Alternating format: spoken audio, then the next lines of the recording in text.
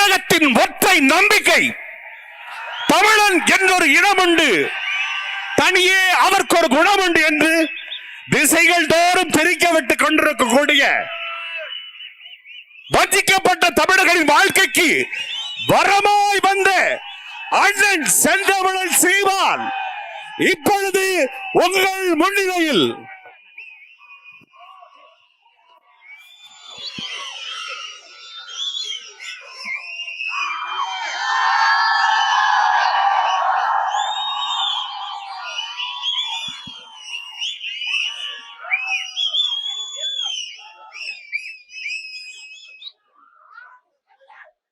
சரியா இருக்கா?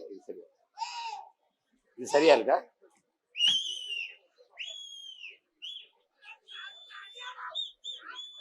சரியா இருக்கு.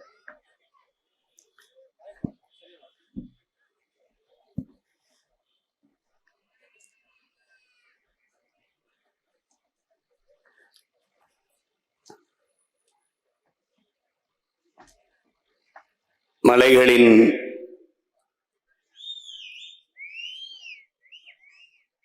மாநாட்டிற்கு வந்திருக்கிற என்னுடைய உயிரோடும் உணர்வோடும் கலந்து வாழுகின்ற அன்பு உறவுகள் அனைவருக்கும் வணக்கம்.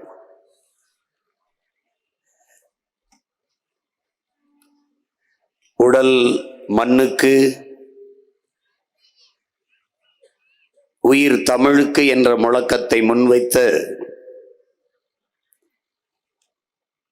தமிழர் தந்தை, நம்முடைய நாம் தமிழர் கட்சியினுடைய நிறுவன தலைவர்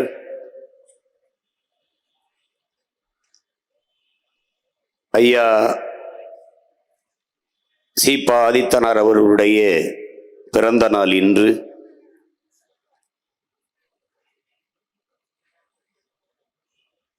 அவரே சொன்னதைப் போல கட்சியை கலைக்காமல் வேறொரு கட்சியில் இணைகிறீர்களே, உங்களுக்கு பிறகு இந்த கட்சியை யார் எடுத்து நடத்துவார்கள்? வழி வழியே வருகிற வீர தமிழ் பிள்ளைகள் அதை எடுத்து நடத்துவார்கள் என்றவர் அன்று கூறி சென்றார். அவர் சொன்னதற்கேற்ப வழி நடக்கிற தமிழ் பிள்ளைகள் பெருமிதத்தோடு நம்முடைய தமிழர் தந்தைக்கு நம் புகழ் வணக்கத்தை செலுத்துவோம்.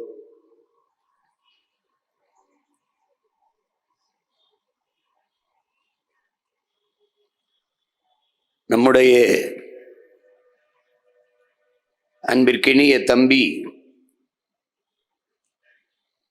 விஜய் அவர்கள்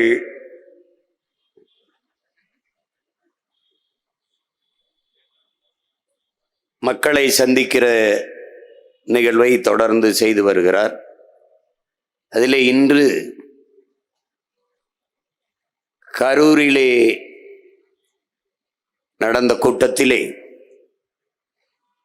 நெரிசலில் சிக்கி 20 பேர் உயிரிழந்து விட்டார்கள் என்கிற துயர செய்தியை நமக்கு சொன்னபோது மிகுந்த மனவலியாக இருக்கிறது. அதிலே உயிரிழந்த நமது அன்பு பிள்ளைகள், உறவுகள் எல்லோருக்கும் நம்முடைய கண்ணீர் வணக்கத்தை செலுத்துவோம். அந்த துயரத்தில் ஆழ்ந்திருக்கிற நம் அன்பு சொந்தங்கள் அனைவருக்கும் நம்முடைய ஆறுதலை சொல்லுவோம்.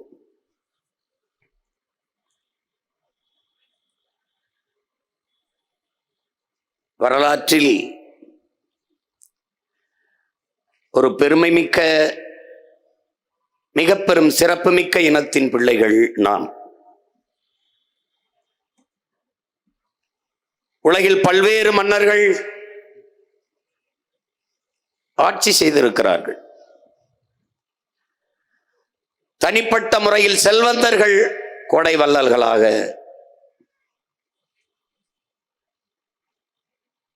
இருந்திருக்கிறார்கள், வாழ்ந்திருக்கிறார்கள். ஆனால் நாட்டை ஆண்ட மன்னர்களே வள்ளல்களாக இருந்தது தமிழ் பேரினத்தில்தான்.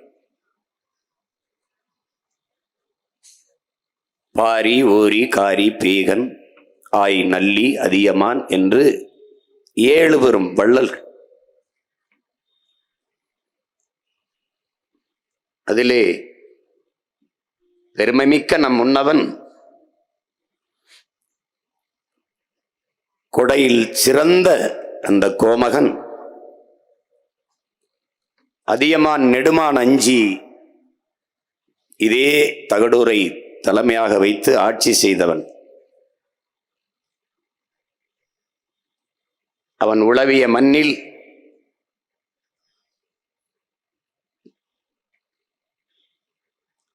அவன் பாதுகாத்து வைத்த மலைகளை அவன் பேர பிள்ளைகள் இன்று பாதுகாப்பதற்காக மலைகளின் மாநாட்டை நடத்தி கொண்டிருக்கிறோம்.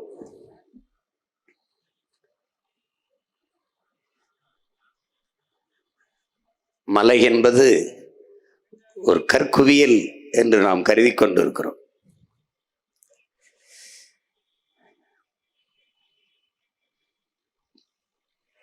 பல லட்சக்கணக்கான உயிர்களின் அது கருவறை. மானுட குலத்தின் ஆதி நிலம், ஆதி தாய் மடி மலைதான். அதிலே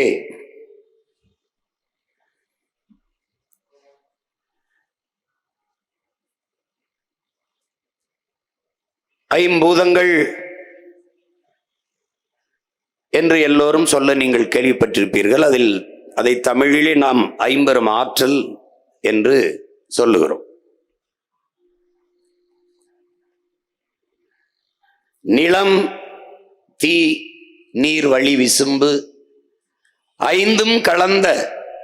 இவை ஐந்தும் கலந்த மயக்கமே உலகம் என்று தொல்காப்பியம் பாடுகிறது. தொல்காப்பியம் நமக்கு கற்பித்திருக்கிறது. அப்ப நிலம், நீர், தீ, வழி, வெளி இந்த ஐந்தும் தான் உலக உயிர்களின் தொடக்கம். அதற்குள்ளேதான் எல்லா உயிர்களும் அடக்கம். மனிதர்கள் மட்டுமல்ல, இந்த 5 ஆற்றல்கள் இன்றி உலகில் எவ்வுயிரும் இல்லை என்பதை என்னரும் சொந்தங்கள் தெரிந்து கொள்ள வேண்டும்.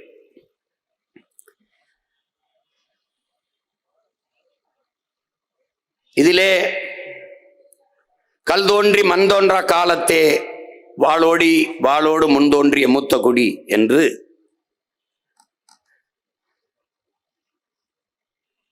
பாடுகிற போது நம்மை தமிழர்கள் வீண் பெருமை பேசுவார்கள். மண் தோன்றவில்லையாம், கல் தோன்றிவிட்டதாம், அதிலே இவர்கள் தோன்றிவிட்டார்களாம் என்று கேலி பேசுவார்கள்.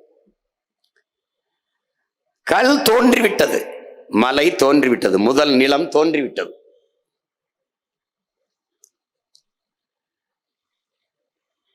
மூன்றாவது நிலம்தான் மண். வயலும் வயல் சார்ந்த இடமும் 3வது நிலம்தான். அந்த மண் தோன்றுவதற்கு முன்பே மலை தோன்றிவிட்டது. அந்த மலையில் தமிழன் வாழத் தொடங்கிவிட்டானதான் ஆதிக்குடி. அங்கு வாழ்ந்தவர்கள் குன்றவர்கள் என்று அழைக்கப்பட்டார்கள். உச்சரிப்பிலே இன் குன்றி குறவர்கள் என்று அழைக்கப்பட்டார்கள். அவன்தான் குறவர் குடிதான் ஆதி தாய்க்குடி மானுட குலத்தி. அந்த குடியில் இருந்துதான் இவ்வளவு குடிகளாக நாம் துளிர்த்து தழைத்து வாழ்ந்து வருகிறோம்.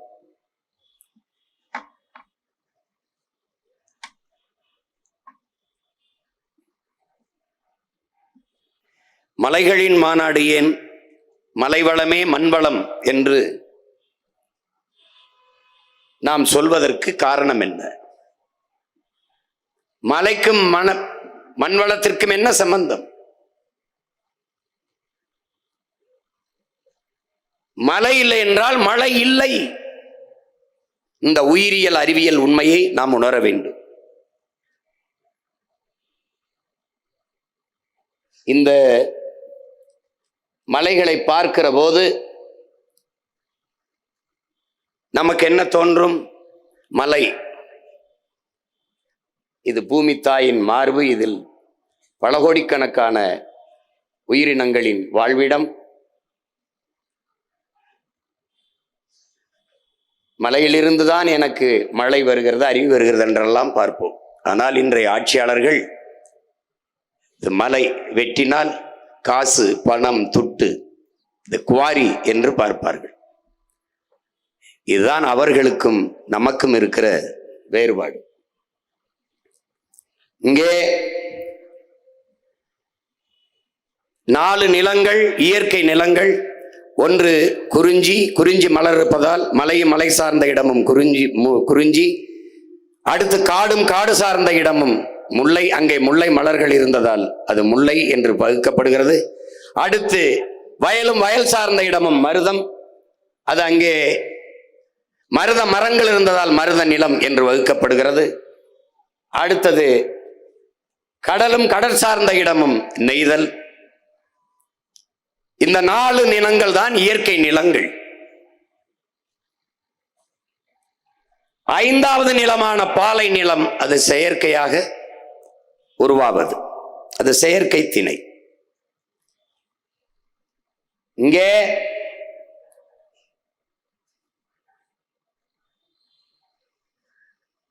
இந்த 4 நிலங்களை தாண்டி இன்னொரு நிலம் பாலைவனம். அந்த நிலம் முல்லையும் குறிஞ்சியும் முறைமையில் திரியின் நல் இயல்பிழந்து நிலம் நடுக்குற்று பாலையனும் படிமம் கொள்ளும் என்று நம்முடைய மூதாதை இளங்கோவடிகள் பாடுகிறார். இங்கே கவனியுங்கள், ஒரு நாட்டினுடைய எதிர்காலம் என்பது அந்த நாட்டின் வகுப்பறையில் தீர்மானிக்கப்படுகிறது. ஒரு நாட்டின் எதிர்காலம் என்பது அந்த நாட்டின் வகுப்பறையில் தீர்மானிக்கப்படுகிறது. ஒரு நாட்டின் நலன் என்பது அந்த நாட்டின் ஒவ்வொரு வீட்டின் சமையலறையில் தீர்மானிக்கப்படுகிறது. வளத்திலே ஆகச் சிறந்த வளம் அறிவு வளம்தான். நலத்திலே ஆகச் சிறந்த நலம் உடல் நலன்தான். உணவே மருந்து என்று நமது முன்னவர்கள் கற்பித்தது இதில்தான். ஒரு நாட்டின் வளம் என்பது அந்த நாடு பெற்றிருக்கிற நிலத்தின் வளத்தை பொறுத்து அமைகிறது. ஒரு நாடு பெற்றிருக்கிற நிலத்தின் வளம் என்பது அந்த நாடு பெறுகிற நீரின் வளத்தை பொறுத்து அமைகிறது. அந்த நீரின் வளம் என்பது அந்த நாடு பெறுகிற மழைகளின் வளத்தை பொறுத்து, மழை எவ்வளவு பொழிகிறதோ அதை பொறுத்து அந்த நாட்டினுடைய நீரின் வளம் அமைகிறது. அந்த நாட்டின் மழையின் வளம் என்பது அந்த நாடு பெற்றிருக்கிற மலைகளின் வளத்தை பொறுத்து அமைகிறது. அதனால்தான் மழை இல்லை என்றால் மழை இல்லை. இப்போ உங்களுக்கு இப்ப பாருங்க, எப்படி மழைப்பொழிவை நாம் பெறோம்? சூரியன் தந்தை, கடல் தாய், இருவருடைய இயற்கை இணைவிலே நீராவியாகி குளிர் மேலே போகும். இந்த பாருங்க, இந்த நீராவி மேலே போய் மேகமாக உருமாற முடியவில்லை. அது சுத்தி திரியுது அப்படியே. அப்ப எப்போது அது மேகமாக மாறுது? அந்த நீராவிக்கு கணம் அடர்த்தி குறைவாக இருக்கனால மேகமாக உருமாற முடியவில்லை. அப்போது மனிதர்களின் வியர்வை, மரங்களின் வியர்வை, மரத்துக்கு வேர்க்குமா? வேர்க்கும், வேர்க்கும், மரத்துக்கு வேர்க்கும். வேர்க்காத மரங்கள் இருக்கிறது, அது சீமக்கருவேலை, யூக்கலிப்டஸ், இந்த மரங்கள் வேர்க்கிற மரங்கள். மரங்களுக்கு வேர்ப்பதால் தான் அந்த மரத்துக்கு கீழே இருக்கும்போது எவ்வளவு வெப்பமானாலும் குளுகுளு என்று குளிர்ச்சியா இருக்க காரணமா தான் அந்த மரங்களின் வேர்வை மேலே போகுது. அப்பவும் அது மேகமாக உருமாற முடியவில்லை. அப்போது காற்று, இங்க இருந்து எடுத்து போற தூசி, கரி, இதெல்லாம் சேர்ந்து மேகமாக மாறுகிறது. நீராவியாய் மேல போய் மேகமா மாறுது. இந்த மேகத்தை காற்று தள்ளிக்கொண்டே போகுது, தள்ளிக்கொண்டே போகுது. தள்ளிக்கொண்டு போற மேகத்தை தடுப்பு அரணாக நின்று, பெரிய கோட்டையாக நின்று தடுத்து நிறுத்துவது மலைகள். இந்த மாதிரி நிறுத்து மலைகள், மலைகள் தடுத்து நிறுத்துது. அது எப்படி இருக்கு பாரு, தடுத்து நிறுத்துது பாரு. இப்ப தடுத்து நிறுத்தும் போது இங்க மலைன்னா 3000 அடி, மேற்கு தொடர்ச்சி மலை 3000 அடி 4000 அடி உயரத்தில் இருக்கு. அதற்கு மேலே 200 அடி 300 அடிக்கு மேலே மரங்கள் அடர்ந்து உயர்ந்து வளர்ந்து இருக்கிறது. இப்ப பாரு, இந்த மேகம் தள்ளி கொண்டு போன மேகம் அந்த மலை முகடுல ஒருத்தன் தலப்பா கட்டின மாதிரி படுத்திருக்குது. இந்த மரங்கள்லாம் மேல இருக்க, இவரை அடர்ந்து வளர்ந்து இருக்க, இதை எவனும் மனுஷன் நட்டதில்லை, இதையும் மனிதன் நட்டதில்லை. அவ்வளவும் பறவைகள் நட்ட மரம், விலங்குகள். ஒரு யானை, இந்த யானையை பார்க்கிற, ஒரு முறை உணவை தின்று விட்டு கழிவை போட்டால் 300க்கும் மேற்பட்ட விதைகளை தூவுது காட்டுக்குள்ள. அப்ப மாசம் எவ்வளவு, வருஷம் எவ்வளவு விதைகளை தூவுதுன்னு பாரு. இந்த பறவை, நீ பறவைன்னு நினைக்கிறா, காக்கை, குருவி, கொக்கு, மைனா, சிட்டு இவை எல்லாம் விதையை தூவும் தூதுவர்கள், விதை பரப்பும் தூதுவர்கள். ஒரு இடத்துல சாப்பிட்டுட்டு அது வேற இடத்துல கழிவை போடும், வேற இடத்துல சாப்பிட்டு இன்னொரு இடத்துல.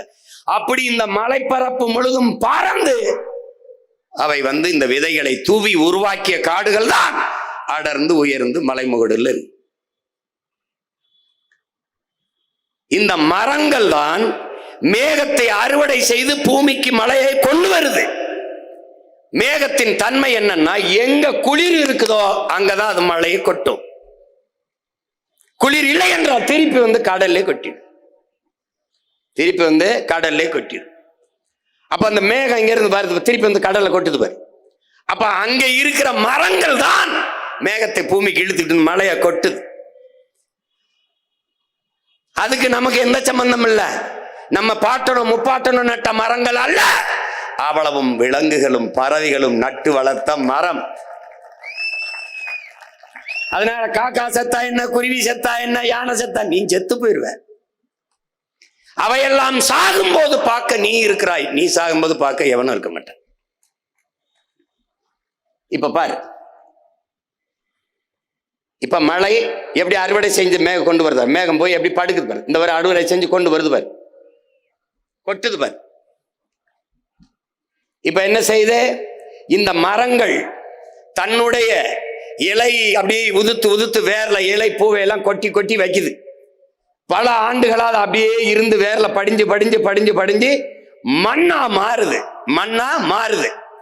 அரை எங்கலம் இப்படி மண் இப்படி மக்கி மண்ணா மாறுவதற்கு 1000 ஆண்டுகளை எடுத்துக்கிறது.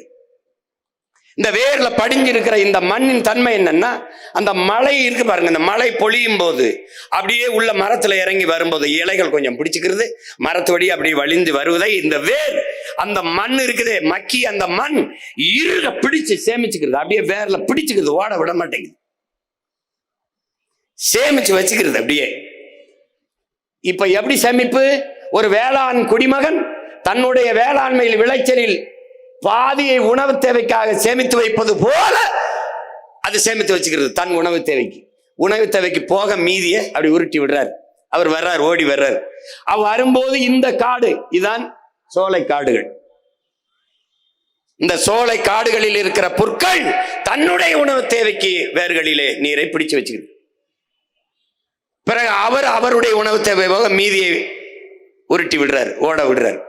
அது ஓடி வந்து இந்த மாதிரி சமவெளியில் இருக்கிற கிராஸ்லேண்ட் புல்வெளிகளிலே வலியுது. அந்த புற்கள் தன்னுடைய வேர்களில் உணவு தேவைக்கு பிடிச்சு வச்சுக்கிறது. இது வெறும் புல் அல்ல, அது நீர் சேமிக்கும் வங்கி என்பதை என் உயிரினும் இனிய என் உடன் பிறந்தார்கள் புரிந்து கொள்ளும். இங்க பாருங்க. இப்போ அந்த புல்வெளியில மாடு, காட்டு மாடு, ஆடு, மான் எல்லாம் மேயுது. அப்ப ஒரு புலி அங்க செத்து போனால் 25,000 மனிதனுக்கான நீர் இருக்குல்ல, அதனுடைய அளவு தேவை அது குறையுது. 25,000 மனிதனுக்கு கிடைக்கிற நீர் குறையுது. ஒரு புலி செத்தால் எப்படா 25,000 பேருக்கு கிடைக்கிற தண்ணி அளவு குறையுதுன்னா, இந்த மான், இந்த காட்டெருமை, இந்த ஆடு எல்லாம் மேய்து பாருங்க. இந்த புல்ல மேயறதுனால புல்ல அழிஞ்சிருது.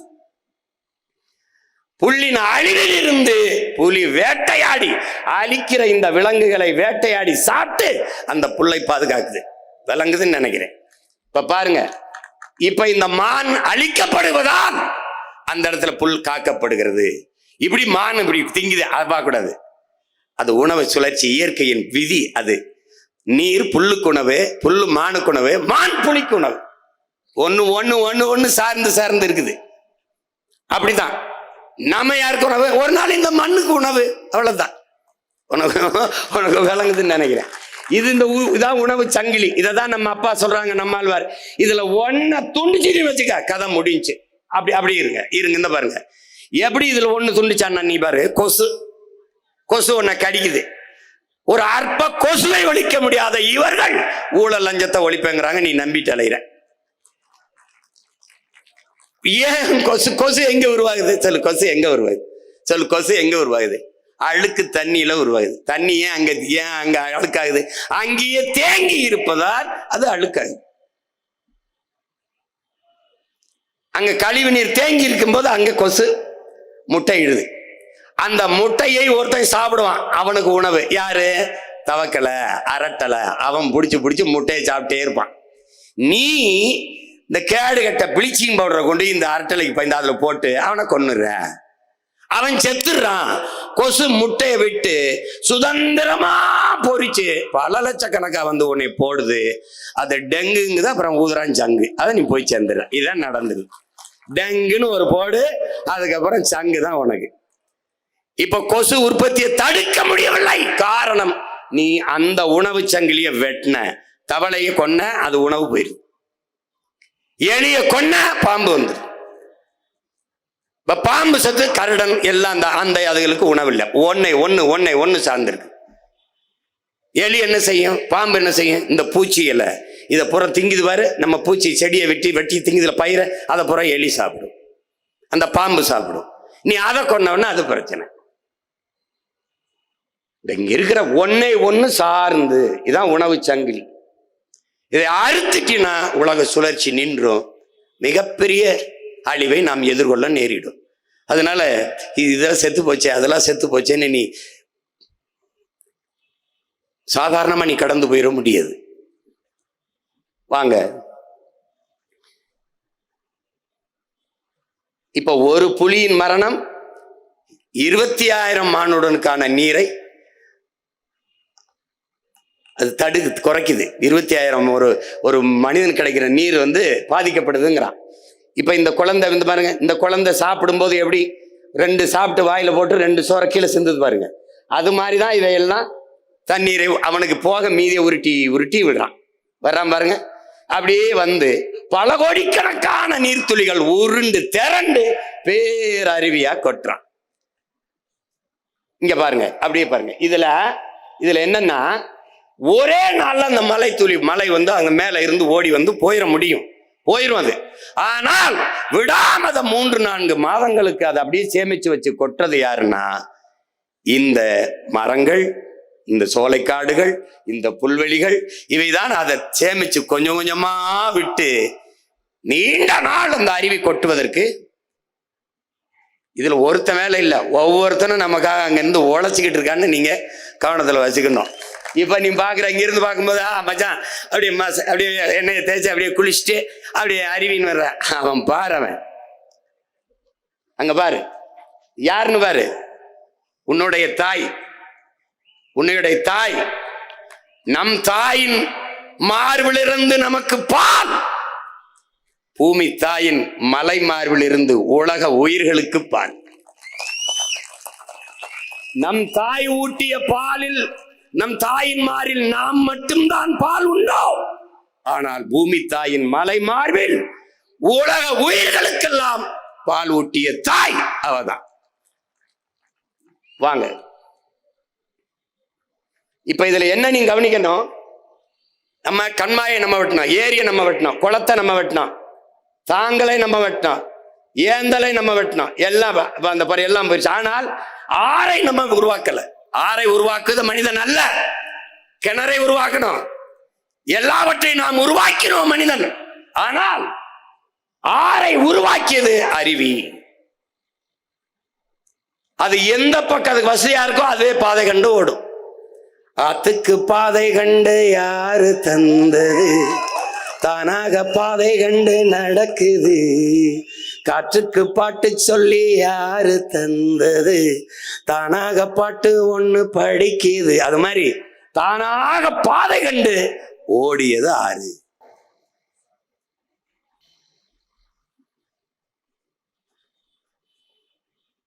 இப்ப நம்ம தாய் பாரு மல்லாந்து படுத்திருக்கா. பூமி தாய் இப்படி மல்லாந்து படுத்திருக்கா. தாயின் மார்பிலிருந்து பால்.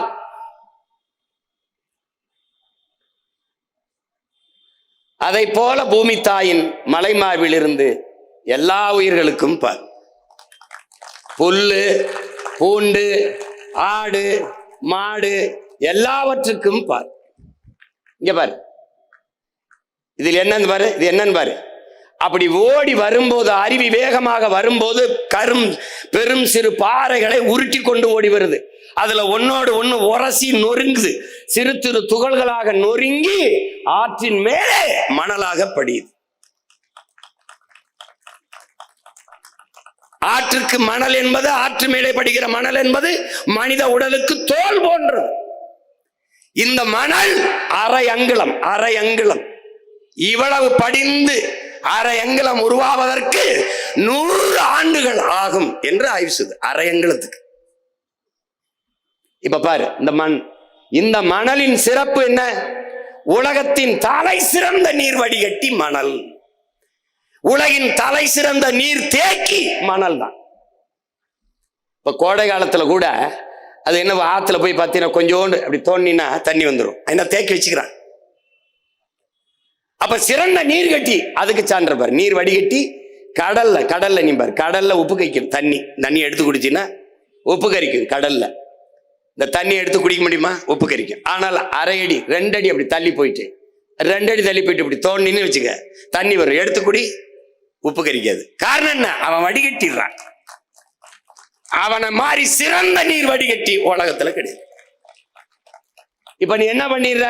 இந்த பாரு, அந்த மணலை நீ அள்ளி என்ன பண்ற? விற்க ஆரம்பிச்சிட்ட.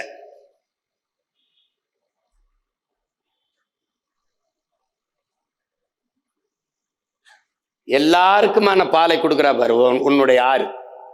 இது எல்லாருக்கும் கொடுப்பார். எல்லா உயிர்களுக்கும், கடைசியா அணிலுக்கும்.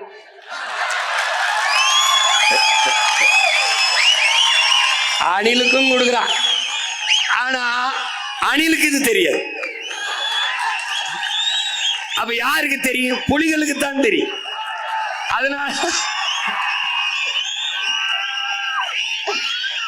அதனாலதான் புலிகளுக்கு தான் தெரியும். புலிகள் தான் நாட்டையும் காக்க போராடணும், காட்டையும் காக்க புலிகள் தான் போராடணும். உங்களுக்கு புரியுதுன்னு நினைக்கிறேன்.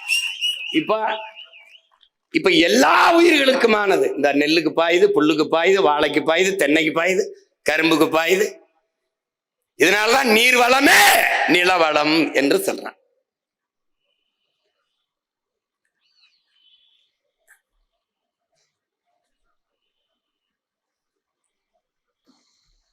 வள்ளுவ பெருமகனார் இது என்ன சொல்றாரு? மணி நீரும் மண்ணும் மலையும் அணிலர் காடும் உடையது அறைங்கிறார்.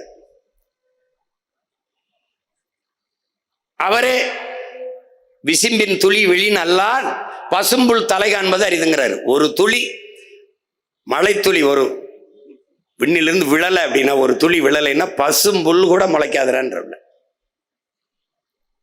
அப்ப என்ன நீங்க புரிஞ்சுக்கணும்? அந்த நீரின் அருமையை நீரின்றி அமையாது உலகன்னு பண்ணது அவர் தான். ஆனா நீ என்ன புரிஞ்சுக்கணும்?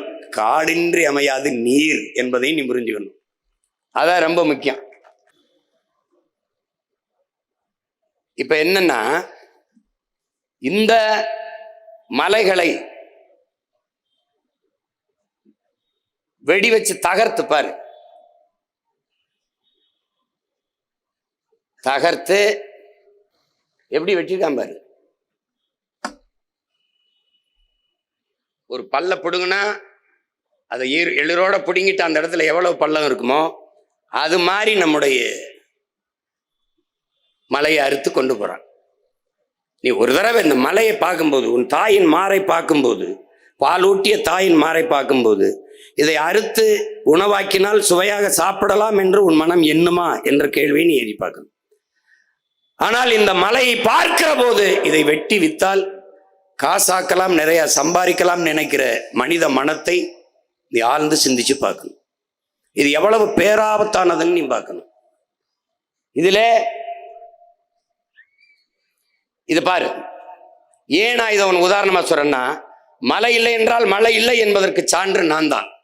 இதே ராமேஸ்வரம், முதல்ல பார்த்த கடல் என்னுடைய ராமேஸ்வரம். அங்க எனக்கு கடல் இருக்கு, ஆனால் மழை பொழிவு இல்லை. வறண்ட மாவட்டமா நான் இருக்கேன். மதுரையில கடல் இல்லை, ஆனால் தேனி, கம்பம், குமிழியில வளமையா இருக்கு, செழிப்பா இருக்கு அந்த நீளம். காரணம் என்ன? எங்களுக்கு கடல் இருக்கு, மழை இல்லை. அவனுக்கு கடல் இல்லை, மலை இருக்குது, மேற்கு தொடர்ச்சி மலை இருக்குது. என்னிடத்தில் நீராவியாகி மேலே வருகிற அந்த மேகத்தை மேற்கு தொடர்ச்சி மலை தடுத்து நிறுத்தி அவனுக்கு மழையை பொழிந்து விடுகிறது. அவன் வளமாக இருக்கிறான், நான் வறண்டு இருக்கிறேன். இதனால் தான் மழை இல்லை என்றால் மழை இல்லை, சான்று நானே இருக்கேன். விளங்குதா? இப்ப பாரு, இந்த மாதிரி ஆயிரும் நிலம். மழை இல்லாத நிலம் பாலைவனமாகிவிடும் என்பதை நீங்க தெரிஞ்சுக்கணும். அது கூட தெரியாத ஆட்கள்கிட்ட நம்முடைய அதிகாரத்தை நீங்க ஒப்படைச்சிட்டீங்க. இந்த அறிவியல் உயிரியல் உண்மையை கூட உணராத கூட்டத்துக்கிட்ட நாம வாசமா சிக்கிக்கிட்டோம்.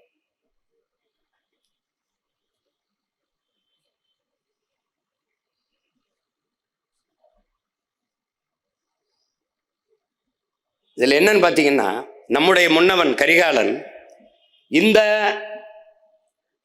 ஓடுகிற நீரை அணை கட்டக்கூடாது, குறுக்க அணை கட்டி தடுக்க கூடாது. அது தடுக்கிறதுனால என்ன ஆயிரும் பாருங்க. இப்ப பாருங்க, இப்ப தடுத்தீங்கன்னா உன்னுடைய ரத்த நாளங்கள் போலதான் பூமி தாய்க்கு நதி. அந்த நதியிலே குறுக்க ஒரு அணையை நீ கட்டிட்டீங்கன்னா உன்னுடைய ரத்த நாளங்களில் ஒரு இடத்துல தடை ஏற்பட்டால் எப்படி அந்த இடம் செயலிழந்து விழுந்து விடுமோ, இயங்காதோ, அதை போல மற்ற இடத்தில் ஆறு மரணித்து விடும். அந்த தேக்கி வைக்கிற இடத்திலே நிறுத்துங்க, தேக்கி வைக்கிற இடத்திலே நீர், நிலத்தடி நீர் உயரும், அந்த இடத்துல இருக்கிற உயிரினங்கள் வாழும். மற்றபடி அந்த நதியை நம்பி இருக்கிற இடங்கள் இது போல வறண்டு போகும், மற்ற உயிரினங்கள் வாழ முடியாது.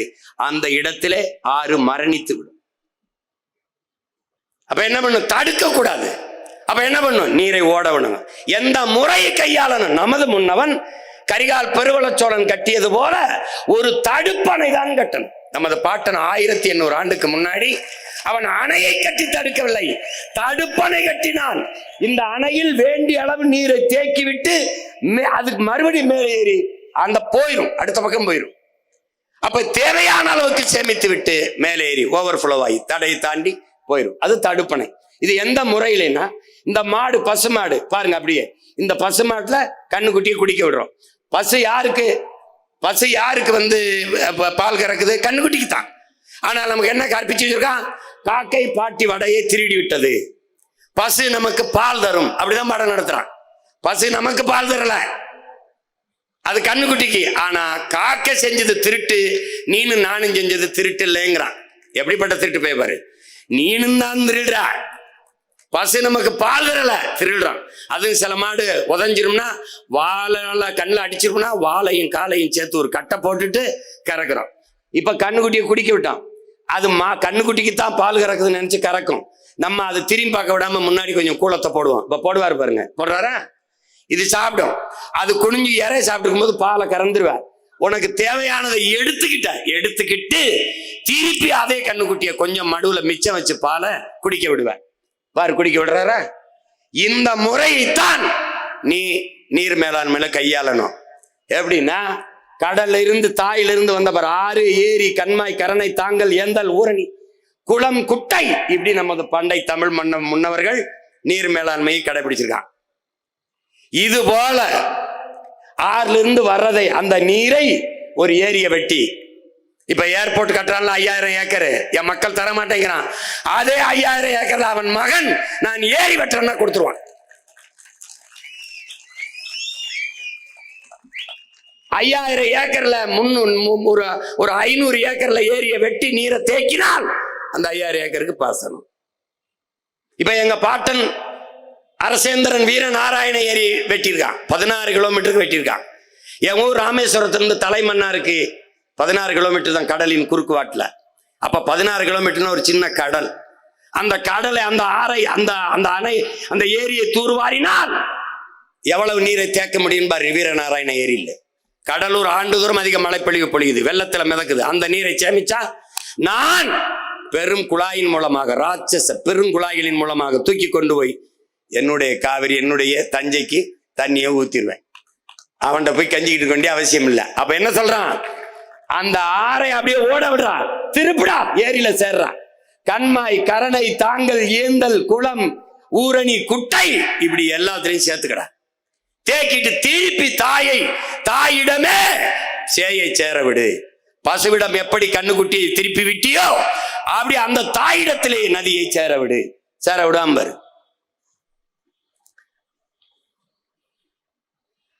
அப்ப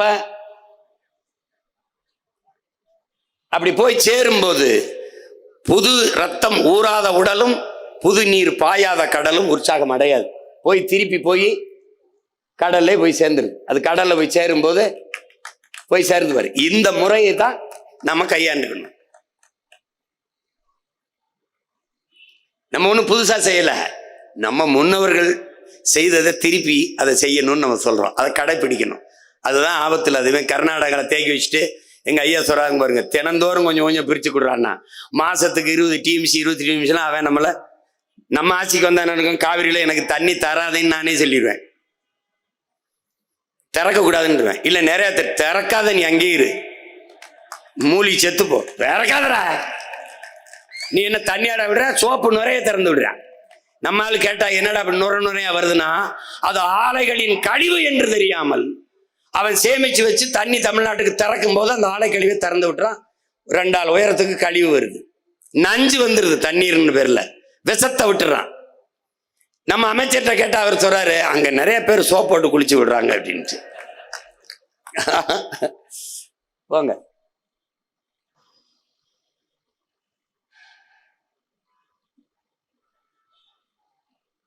இதுல என்னன்னா, இந்த மணலை அள்ளி அப்படி இருங்க, அப்படி இருங்க, இங்க பாருங்க, இந்த மணலை அள்ளி நம்ம கொண்டு போய் விற்கிறான். அவன் என்ன சொல்றான், நமக்கு புத்தால்தனமா நம்மகிட்ட என்ன கேள்வி எழுப்புறான்னா, மணல் அல்லன்னா வீடு எப்படி கட்டுறதுங்கிறான். தமிழ்நாட்டு மக்களின் மணல் தேவைக்கு மட்டும்தான் தமிழ்நாட்டு ஆறுகளில் மணல் அள்ளப்பட்டதா அப்படிங்கிற கேள்வி உடனே நமக்கு எழுது. நமது முன்னவர்கள் எத்தனாயிரம் ஆண்டுகளாக இந்த நிலத்தில் நாம் வாழுகிறோம். அப்ப இந்த ஆறுகளில் மண்ணள்ளி தீர்த்தமா? இந்த ஆறுகள் எல்லாம் மண்ணு தீர்ந்து போனதா? கோட்டை கட்டி ஆண்டோம், அரண்மனைகள் எல்லாம் கட்டி வாழ்ந்தோம், பெரிய பெரிய வீடுகளை கட்டி வாழ்ந்தோம். அப்போதெல்லாம் ஆறுகளில் இந்த மணல் மொத்தமாக அள்ளி முடிக்கப்படாத போது இப்போது மட்டும் ஏன் தீர்ந்து போனது என்ற கேள்வியை நீங்க எழுப்பி பார்க்கணும். தமிழக மக்களின் மணல் தேவைக்கு மட்டும் அள்ளப்படாமல் பிற மாநிலங்களின் மணல் தேவைக்கும் உலக நாடுகளின் மணல் தேவைக்கும் அள்ளி விற்கப்பட்டது. ஆற்றின் மணல் காசாக பார்க்கப்பட்டது. அன்னைக்கு அறிஞர் அண்ணா அவர்கள் வரும்போது ஒருபடி அரிசி 3 ரூபாய்க்கு நான் போடுவேன் என்று சொல்ல போது இவர்கள் எல்லாம் என்ன அண்ணா அப்படி சொல்கிறார், அரிசி 3 ரூபாய்க்கு போடுவதற்கு என்ன படி அரிசி 3 ரூபாய்க்கு போட ஆற்று மணலா என்று கேள்வி எழுப்பினார்கள். ஆனால் இன்றைக்கு படி அரிசி இலவசமாக இந்த திராவிட அரசுகள் கொடுக்கிறது, ஆற்று மணல் 1000 ரூபாய்க்கு விற்கிறது. எப்படி இருக்கு? இப்போ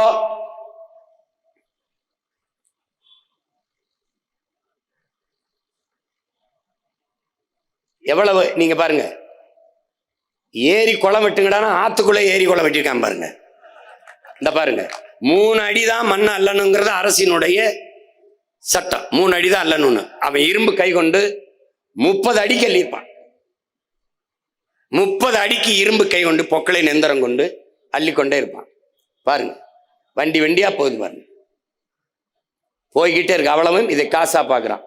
கொண்டு போய் பிற மாநிலங்களுக்கு, இங்கே பாலாற்று மணல் கிடைக்கும், அங்கே தாமிரபரணி ஆற்று மணல் கிடைக்கும் என்று எல்லா மாநிலங்களும் எழுதி வைக்கப்பட்டு விற்கப்படுது. இதை அள்ளி திண்டது இந்த திராவிட பெருமக்கள் தான். இது ஒரு சனியன், இது ஒரு சனியன். இந்த 2 சனியனையும் சட்டையா தச்சு கொண்டு இப்ப ஒரு சனியன் சனிக்கிழமை வரும். இத சொன்னதுக்கு தான் அண்ணாவை சொல்லிட்டாரு, எம்ஜிஆர் சொல்லிட்டாரு. இந்த 2 சனியனை தான் சொல்றேன். புரியுதா? சனியன்கிறது கூட ஒரு நல்ல வார்த்தையா இருக்குது. இது கொடுஞ்சனியன்கள். இப்ப மணலை அள்ளிவிட்ட பிறகு மனித உடலில் தோலை செதுக்கி விட்டால், எடுத்து விட்டால், வெட்டி எடுத்து விட்டால் எப்படி, அது போல இந்த ஆற்றுக்கு மணல் இந்த பாருங்க எப்படி அல்றான் பாருங்க. இந்த தோலை எடுத்து விட்டால் நோய் தொற்றி வந்து உடனே மனிதன் மரணித்து போவான், இறந்து போவான். அதுபோல என் ஆறும் மணலை எடுத்து விட்ட பிறகு இறந்து போகிறது. ஆறு மரணித்திருது. ஆறு செத்து போகுமா சீமான் நீங்க கேட்கலாம். செத்து போகும். பாரு எப்படி அல்றான் பாரு, செத்து போகும். கழிவு நீர் ஓடுகிற காவாயாக மாற்றி விட்டார்கள். நீங்க பாருங்க, இங்க பாருங்க. இது ஆத்துக்கு இருகரையிலும் இருக்கிற நாணல். மணல் இருந்தால் நடுவில் எதுவும் முளைக்காது, இரு ஓரத்துல நாணல் இருக்கும். மணலை அள்ளிவிட்ட பிறகு மண் வந்துருது. மண் வந்த பிறகு அங்கே மரம், செடி, கொடி எல்லாம் முளைச்சிருச்சு. அங்க பாரு எப்படி வந்துருச்சா, மரம் முளைச்சிருக்கு பாரு நடு ஆத்துக்குள்ள. ஏன்னா மணல் அள்ளிட்டான். இங்க பாரு, இங்க பாருங்க. இங்க ஆறு இந்த வண்டியில ஏற்றி போறல, இதுல 2000 லிட்டர் தண்ணீர் போகுதுங்கிறான். ஒரு வண்டியில போற ஈரத்தோட போற மணல்ல 2000 லிட்டர் தண்ணீர் போகுது. இது தண்ணீர் என்று நீ நினைக்காதே என்னுடன் பிறந்தவனே. நம்மை பெற்ற தாயின் கண்ணீர். என்னரும் பிள்ளைகளே, என்னை இப்படி கொண்டு போறானே, பார்த்தும் பார்க்காத மாதிரி இருக்கிறீர்களே, வருங்காலத்தில் தாகத்திற்கு தண்ணி இல்லாமல் நாக்க வறண்டு சாவீர்களே, என்ன செய்வீர்கள் என்று ஏங்கி அழுகிற கண்ணீர் தான் அது. இந்த பாரு, இதை அரசே அது தீர்மானித்த நியமிச்ச அளவுக்கு 3 அடியில அள்ளி வித்திருந்தால் 500 ஆண்டுகளுக்கு இந்த மண்ணின் மக்களின் மணல் தேவைக்கு அது கொடுத்திருக்கலாம். அந்த வருவாயை அரசு தன்னுடைய நிதி தேவையை பெருக்கி, நிதி வளத்தை பெருக்கி மக்களுக்கு பல்வேறு நலத்திட்டங்களை செய்திருக்கலாம். தனியார் முதலாளிகள் கொள்ளையடிப்பதற்கு ஒப்பந்தத்தை கொடுத்து விட்டு கமிஷனை வாங்கிக்கிட்டு நின்ன புரோக்கர் பசங்க கிட்ட நீ நாட்டை கொடுத்துட்ட, வாங்கி தின்ட்டான், மொத்தமா முடிச்சிட்டான். அப்படியே பாரு, இங்க பாரு, இங்க பாரு. இப்போ இதுல என்ன மண்ணாலுன்னா ஆறு மரணிச்சிருது, ஆறு செத்துருது. ஆறு செத்துருச்சுங்கிறதுக்கு சான்று இந்த பனை தான். இந்த பனையின் தன்மை என்ன? இது பாலைவனத்தில் வராது, ஆனால் வறண்ட நிலத்தில் செழித்து வளரும். மற்ற மரங்களைப் போல இவன் பக்கத்திலே வேர்களை பரப்ப மாட்டான். கீழே அப்படியே உள்ள போய் அவனுக்கு டியூப் மாதிரி, குழாய் மாதிரி தான் அவனுக்கு நீரை உறிஞ்சி 1000 அடிக்கு கீழே போய் அந்த தண்ணீரை உறிஞ்சி கொண்டு வந்து அந்த பனை என்ன பண்ணும், அப்படியே வச்சுக்கிறோம். அந்த நீர் வளத்தை பெருக்கி நிலத்தின் வளத்தையும் பெருக்கி கொடுக்கும் பனை. அப்ப 10 பனை மரம் ஒரு கிணறை சுற்றி இருந்தால் நீரை கடைசி வரை வற்ற விடாது என்கிறார் நம்முடைய அப்பா நம்மாழ்வார் அவர்கள். அந்த பனை 1000 அடிக்கு கீழே இருந்து தண்ணீரை எடுத்து வரக்கூடிய ஆற்றல் பெற்ற பனை கழுத்து முறிந்து வாழ முடியாமல் வறண்டு சாகிறது என்றால் உன்னுடைய நிலம் நீரற்ற நிலமாக மாறிக்கொண்டிருக்கிறது, உன்னுடைய நிலம் பாலைவனமாக மாறிக்கொண்டிருக்கிறது என்பதை உனக்கு பறைசாற்றுகிறது, எச்சரிக்கிறது, அறிவுறுத்துகிறது, எடுத்து சொல்லுகிறது. அதுதான் இந்த பனை, தென்னை, பாக்கு, இந்த மரங்கள் எல்லாம் ஆத்து கரையில் நிற்கிற மரங்களை கழுத்து முறிஞ்சு சாவதே சான்று.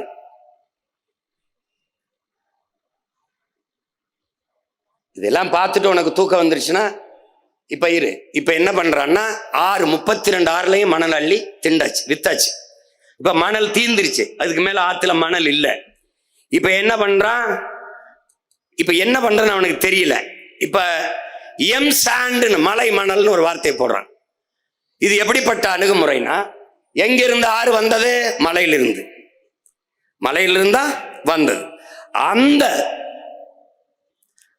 அந்த ஆறு எங்கிருந்து வந்ததோ, அருவி வந்து ஆறு வந்ததோ, அந்த ஆறை கொண்டு வந்த அந்த மலையவே இப்ப என்ன பண்றான், எம் சாண்டுன்னு இருக்கிறான். இந்த ஆறை உயிர்ப்பிக்க முடியும்னா அதுக்கு வாய்ப்பே இல்லை. ஏனால் எங்கிருந்து ஆறு வந்ததோ அந்த ஆறு உருவான கருவறையவே அவன் அறுக்கிறான். எப்படி? பரமசிவன்கிட்ட வர வேண்டி பத்மாசுரன் தவம் இருக்கான். தவம் இருக்கும்போது என்ன வர வேண்டும்னு கேட்கிறான் அவன். இவன் எனக்கு நான் யார் தலையில கை வச்சாலும் அவன் எரிஞ்சு சாம்பலானம்ன்றான். இவர் சிவன் தந்தைன்றாரு. நீ கொடுத்த வரம் வேலை செய்தா இல்லையான்னு பார்ப்போம், உன் தலையில கைய வைப்போன்றான். இது எப்படிப்பட்டதுன்னா, எவன் ஆரை தந்தானோ அவனையே அழிக்கிறது. இப்ப பரமசிவன் வரம் தந்தவன் தலையிலேயே கைய வைக்க பத்மாசுரம் ஓடுறான். இப்ப ஆரை தந்தவன் தலையவே அறுக்கிறான். அதான் எம் சாண்ட், மலை மணல். மலையை மணலாக, மலையில் கல்குவாரியாக. ஏன் மணல் குவாரி, ஏன் கல்குவாரி? ஏன்னா வாரி வாரி எடுப்பதால் அது மணல் குவாரி, கல்குவாரி. அதான் அதுக்கு பேரு. ஆச்சு, எல்லாம் தின்ட்டான். உன் தாயின் மாறு, இந்த மாறுல நீ பால் குடிக்கிற, இந்த மாறை அறுத்து ரத்தம் குடிப்பது எப்படிப்பட்ட கொடுஞ்செயலோ அப்படிப்பட்ட கொடுஞ்செயலை இவர்கள் செய்து கொண்டிருக்கிறார்.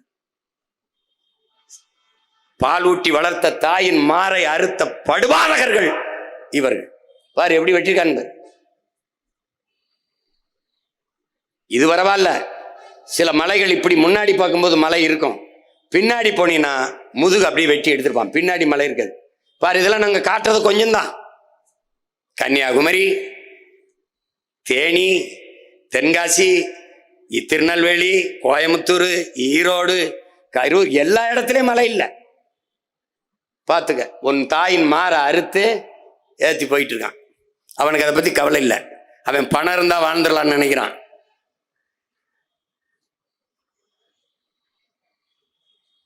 பாரு, இதுல ஏன் போட்டு போட்டு காட்டிக்கிட்டு இருக்கேன்? ஏதோ இந்த ஆளு சும்மா சொல்லிக்கிட்டு இருக்கான்னு நினைக்க கூடாதுல்ல. மலைக்கெல்லாம் ஓட்டு இருக்கான்னு கேட்பான். ஓட்டுக்காக பேசுறவன் இதை பேச மாட்டான். என் தம்பி பாலமல்லீஸ்வரர் மாதிரி நாட்டுக்காக நிக்கிற பிள்ளைகள் தான் இதை நாங்க பேசுவோம். நீ போட்டா போடு, போலைன்னா போ. நீ நோட்டாவுக்கு போடு, இல்லை எவனுக்கோ போடு, எனக்கு அதை பத்தி பிரச்சனை கிடையாது. நாடு மக்களும் நல்லா இருக்குன்னா என்ன, என் நாடு தேடு போடு, அவ்வளவுதான். ஒரு வழி இல்லை, போங்க.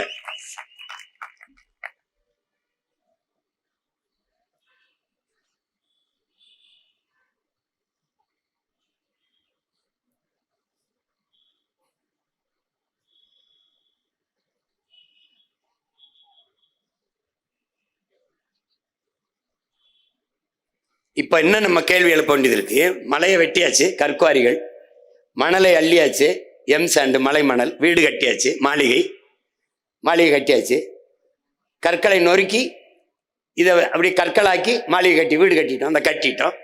இப்ப மணலா நொறுக்கி, கற்களா நொறுக்கி சாலை போட்டோம், ரோடு போட்டோம், வேகமா போல 8 வழி 4 வழி போட்டோம். வேகமா போறோம். எங்கே போறோம்? வீட்டுக்கா சுடுகாட்டுக்கா? இதான் கேள்வி. மலையை நொறுக்கி கற்களாக்கி மாளிகை, மலையை நொறுக்கி மணலாக்கி மாளிகை, மலையை சிறு சிறு கற்களாக நொறுக்கி சாலை, எங்கே போவதற்கு என்ற கேள்வியை அறிவார்ந்த தமிழ் சமூக மக்கள் உயிர்மை நேயம் கொண்டு, இயற்கையின் மகன், என்னை பெற்றவள் இயற்கை தாய் என்று அறிந்த அன்பு தமிழ் சமூக பிள்ளைகள் ஆழ்ந்து சிந்தித்து பார்க்கணும். இப்ப எங்க போகுது? உன் தாயின் மாறு எங்க பாரு, தெருவில் குமிச்சு வச்சிருக்கான் பாரு, எம் சாண்ட், மலை மணல். இது பாத்துக்க.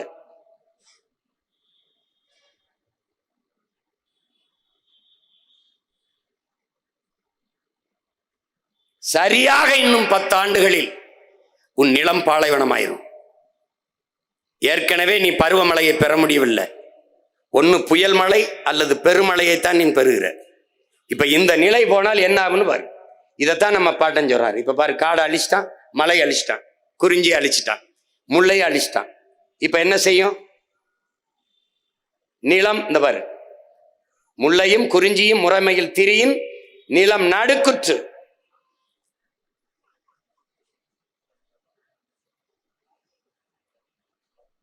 போங்க.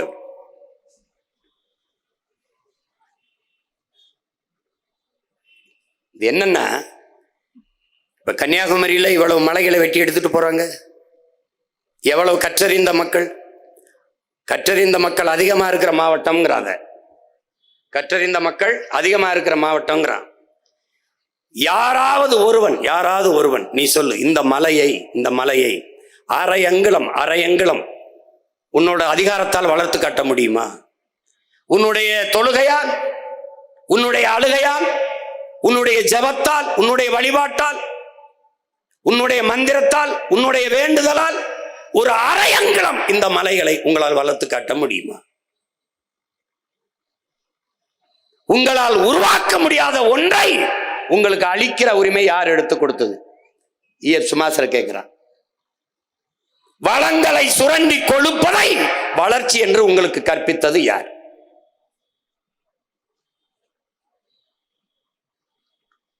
பாருங்க, வளங்களை சுரண்டி கொடுக்கிறான். அமெரிக்க பொருளாதார அடியாளின் ஒப்புதல் வாக்குமூலத்தை எழுதின ஜான் பிர்கின் என்ன கண் முன்னே உங்கள் வளங்கள் களவு போவதை பார்த்து கொண்டிருக்க நீங்கள் சபிக்கப்பட்டு விட்டீர்கள். ஆதியில் காடுகளில் வேட்டையாடினோம், பசிக்காக வேட்டையாடினோம், காய்கனிகளை உண்டோம், கிழங்குகளை உண்டோம், நதியிலே அருவியிலே நீரள்ளி குடித்தோம். நம் தாய் கண்ணி கழியாமல் கற்போட இருந்தால். இந்த பேராசைக்காரர்கள் பணத்தாசை கொண்டு பண வேட்டையாடினார்கள். நம் தாய் கற்பழிக்கப்பட்டு விட்டால், 18 வயசிலேயே பாட்டியாகி விட்டால். என்னரும் பிள்ளைகளே, நம் பூமி தாய் மரணப்படுக்கையில் கிடக்கிறாள், காப்பாற்ற ஓடி வாருங்கள் என்கிறான் கிளாடு பூரிங்க என்கிற மன்னியல் அறிஞன், பிரான்ஸ் மன்னியல் ஆய்வறிஞன். சுமாசர் சொல்றான், அவனே நீ உனக்கு மட்டுமல்ல பல ஆயிரம் தலைமுறைகள் தாண்டி உன் சந்ததியினருக்கு மிகப்பெரிய துரோகத்தை செய்கிறாய். அப்படிப்பட்ட துரோகத்தை செய்து கொண்டிருக்கிறார்.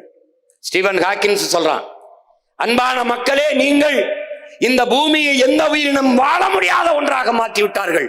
நீங்கள் வேற கிரகங்களை நோக்கி படையிடுங்கள். வேற எங்கேயாவது போய் இது வாழ முடியாது, முடிச்சிட்டாங்க.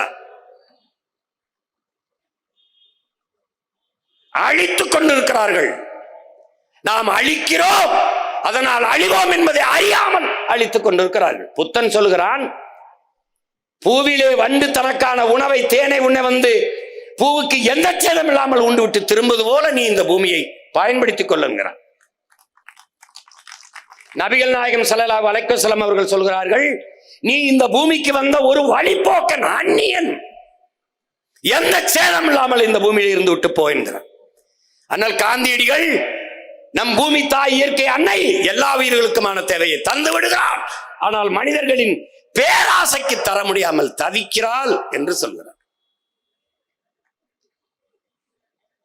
இங்க பாருங்க, சென்னை மீனம்பாக்கம் விண்ணூர்தி நிலையம் தேவை.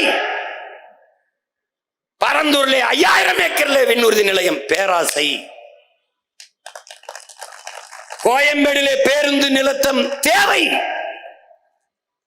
கிளாம்பாக்கத்திலே 410 கோடியிலே பேருந்து நிறுத்தம், பேருந்து நிலையம் பேராசை. ஏற்கனவே இருக்கிறது எங்க தாத்தாக்கள் பேரிலே, காமராஜர் பேரிலே ஒரு துறைமுகம், பாட்டனார் வாபூசி பேரிலே ஒரு துறைமுகம். அதிலேயே வேலை 40-50 விழுக்காடு தான் நடக்கிறது. ஏற்றுமதி இறக்குமதி ஒன்றும் தேங்கி நிற்கவில்லை. பிறகு எதற்காக 6111 ஏக்கர்ல செயற்கையாக ஒரு துறைமுகத்தை கட்டுகிறீர்கள்? அது பேராசை. அதைத்தான் நாங்கள் காந்தியிடம் சொல்றோம். மனிதர்களின் பேராசைக்கு தர முடியாமல் நமது இயற்கை தாய் பூமி அன்னை தவிக்கிறாள் என்று சொல்ற. 2000 ஆண்டுகளில் இவனை போல ஒரு சிந்தனையாளன் இதுவரை இருந்ததில்லை, இனி இருக்க போவதில்லை என்கிறான். அப்படிப்பட்ட ஒரு மாமேதை மார்க்ஸ் சொல்கிறான், இந்த பூமி உன்னது இல்லை, உன் சந்ததியினரோடது. ஒரு அரசிற்கோ ஒரு சமூகத்திற்கோ உடையது அல்ல, உன் பிள்ளைகளோடது. அப்ப நீ இந்த பூமியை பத்திரமாக இருக்கிற வளத்தை செழுமைப்படுத்தி வளமைப்படுத்தி கொடுத்து விட்டு போக வேண்டும் என்கிறார். அதேதான் உங்கள் உடன் பிறந்தவன் சொல்கிறேன், இது வாடகை வீடு, நீ வாடகைக்கு குடியிருக்கிறாய். அது யாருடையது? உன் பிள்ளைகளுடையது.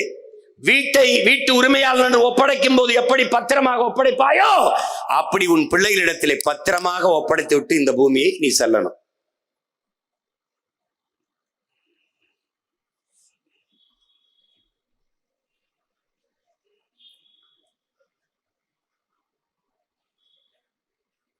இது என்ன?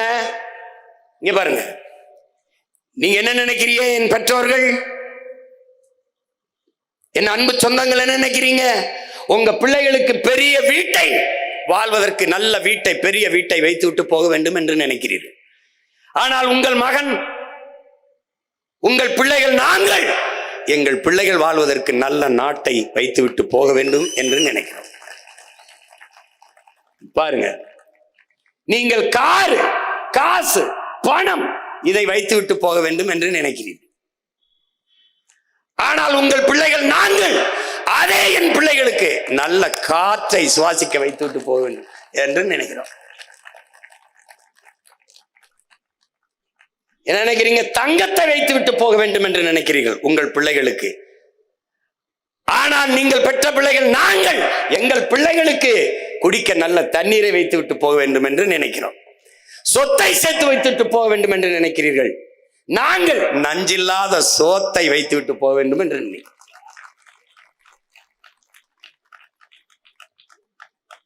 இப்ப யார் கூட நிக்க போகிறீர்கள் என்பதை நீங்க தான் முடிவெடுக்கணும்.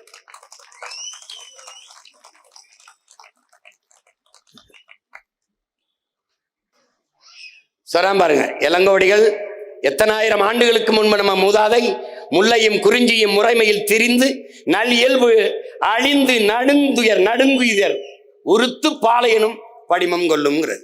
முல்லையும் குறிஞ்சியும் முறைமையில் திரியின் நிலம் நடுக்குற்று நல்லியல்பிலிருந்து பாளையனும் படிமம் கொள்ளும். இப்ப என்ன ஆயிடுச்சு? குறிஞ்சி நிலத்தை வெட்டிட்ட, நீ முல்லை நிலத்தை அழிச்சிட்ட, காட்டையெல்லாம் அழிச்சிட்ட, வெட்டிட்ட, காட்டையெல்லாம் அழிச்சிட்ட. காட்டை அழிச்ச பிறகு இப்ப குறிஞ்சி நிலம் மலையெல்லாம் அழிச்சுக்கிட்டு இருக்க, மலையெல்லாம் வெட்டிட்ட, கல்குவாரி ஆயிடுச்சு. இப்ப இந்த 4 நிலம் தான். இப்ப செயற்கையா ஒரு நிலம் வருது. இந்த முல்லையும் குறிஞ்சியும் அழிச்சிச்சுன்னா அது பாலைவனம் தான். அது எது? இதுதான். நீரற்ற நகரமாக, நீரற்ற நிலமாக உன் நிலம் மாறி வாழ்வதற்கு வாய்ப்பற்றதாக உன் தாய் நாட்டை நீ மாற்றிக் கொண்டிருக்கிறாய். நீ இல்ல, நீ யாருக்கு ஓட்டு போட்டு நாட்டை கொடுத்தியோ அவன் ஆக்கிக்கிட்டு இருக்கான். நீ என்னத்தை ஆக்கி திங்கிறதுன்னு தெரியாம ஆக்கிக்கிட்டு இருக்க நீ. இப்ப பாரு, இது என்னன்னா, அவன் பாலைவனத்தில் இருக்கான், அரபு நாட்டுல. பாலைவனத்தை சோலைவனமா மாத்துறதுக்கு வேலை செய்யறான் பாரு. எப்படி அவன் பாரு, இந்த பாலைவனத்தை சோலைவனமா மாத்திடுறான் பாரு. அரபு நாடுகள்ல பாலைவனத்தை மாத்திக்கிட்டு இருக்கான் ஒவ்வொருத்தனும். ஆனா நீ என்ன செய்யற? சோலைவனத்தை பாரு பாலைவனமா மாத்திக்கிட்டு இருக்க. எப்படி இருந்த ஒரு நாட்டை எப்படி மாத்திட்டு இருக்க நீ பாரு. எந்த புரிதலும் இல்லாம நீ சாதி மத உணர்ச்சிகளை சிக்கி, சாராயத்துல சிக்கி, கடைசியா திரைக்க வரிச்சல சிக்கி, இப்ப கூட்டத்துல சிக்கி செத்து கிடக்குற. எப்படி கூட்டத்துல சிக்கி செத்துக்கிட்டு இருக்க. இங்க பாரு,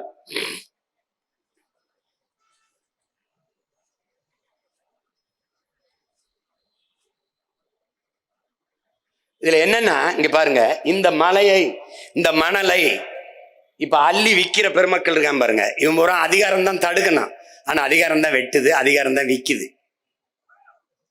கவனிச்சுக்கிட்டீங்களா? அதிகாரம் தான் விக்குது. ஆனால் இது எவ்வளவு பெரிய திருட்டு, எவ்வளவு பெரிய குற்ற செயல். இதற்கு சமூகம் மரியாதை கொடுக்குது. சாராயம் காய்ச்சுற தொழிற்சாலை வச்சிருக்க, ஒரு லிக்யூர் ஃபேக்டரி வச்சிருக்காப்ல, அதுக்கு பேரு மினரல்னு வச்சிடறான். லிக்யூர் ஃபேக்டரி வச்சிருக்கிறாரு. அவர் சமூகத்துல மதிப்பிற்குரியவர். இந்த மலையை வெட்டி விற்கிறவன் குவாரி வச்சிருக்கிறார். மணலை அள்ளி விற்கிறவன் மணல் குவாரி வச்சிருக்காரு. பெரிய முதலாளி, சமூகம் மதிப்பு மிக்கவராயிரு. அப்ப எப்படி ஆயிட்டு இருப்பாரு? எது குற்றமோ அது சட்டப்படி ஆயிரு. இப்போ இது விழிங்கம், விழிங்கத்துல துறைமுகம். இதை கட்டுறது யாரு? அதானி. இந்த நாடு ஒரு தனியார் முதலாளிக்கு துறைமுகம் கட்டுற உரிமையை கொடுக்குது. அவருக்கு கடன் 8000 கோடி அதுவே கொடுத்துருக்கு. ஏன் அந்த காசு வச்சு நீங்க கட்ட முடியாது? ஏன்னா இடையில ஒரு தரகர் அவருக்கு தேவைப்படுது, இவர் கட்டுறார். கேரளா துறைமுகம் யாருக்கு? கேரளாவுக்கு. துறைமுகம் யாருக்கு? கேரளாவுக்கு. ஆனால் இந்த துறைமுகத்தை கட்டுவதற்கு 80 லட்சம் டன் கற்கள் தேவைன்னு என்னுடைய தாயின் மாறை கன்னியாகுமரியிலிருந்து எடுத்துட்டு போறான். இருங்க, அப்படி கன்னியாகுமரியிலிருந்து எடுத்துட்டு போறான். ஏன் நீ கேரளாவில் மலை இருக்க ஏன் வெட்டல? கன்னியாகுமரியிலிருந்து எடுத்துட்டு போறான். என்னுடைய வளத்தை எடுத்துட்டு போயிட்டு அவன் எனக்கு ஒரு பரிசு தரான். எது? குப்பையை கொண்டாந்து கொட்டிட்டு போறான். இங்க மண்ணை எடுத்துட்டு போக வேண்டியது, மண்ணை அங்க கொட்ட வேண்டியது. குப்பை அள்ளிட்டு வந்து என் ஊர்ல கொட்டிட வேண்டியது. அப்ப என்னுடைய தாய் நிலத்தை வள கொள்ளைக்காடாகவும் குப்பை மேடாகவும் மாற்றுகிறார்கள், மாற்ற அனுமதிக்கிறார்கள் திராவிட ஆட்சியாளர். இந்த மாடலுக்கு பேர் தான் திருட்டு திராவிட விளம்பர மாடல். விளம்பர மாடல். இதுல எதுவுமே தெரியாதவன் நாட்டை அதிகாரத்தில் உட்கார்ந்து ஆண்டுகிட்டு பாரு குப்பையை பத்துக்கு. அவன் நமக்கு கொடுத்த பரிசு. இது கொஞ்சம் தான் நினைக்காத. மருத்துவ கழிவு, ஆடு மாடுகள் வெட்டிய குடல், அந்த கழிவு, குழந்தை பிறந்த குழந்தைகள் விழுந்த இறந்த குழந்தைகள், அதனுடைய கழிவு எல்லாத்தையும் கொண்டாந்து கொட்டிட்டு போயிட்டான். பாத்துக்க. இதை எதிர்த்து போராடுறதுக்கு ஒரே ஒரு கட்சி தான் இருக்கு, அது நாம் தமிழர் கட்சி தான் போராடிட்டு இருக்கு. என்னுடைய தாய் நாடு உன்னுடைய குப்பை மேடா என்ற கேள்வி அதை எழுப்பு. நம்ம மட்டும்தான் கேட்கிறோம்.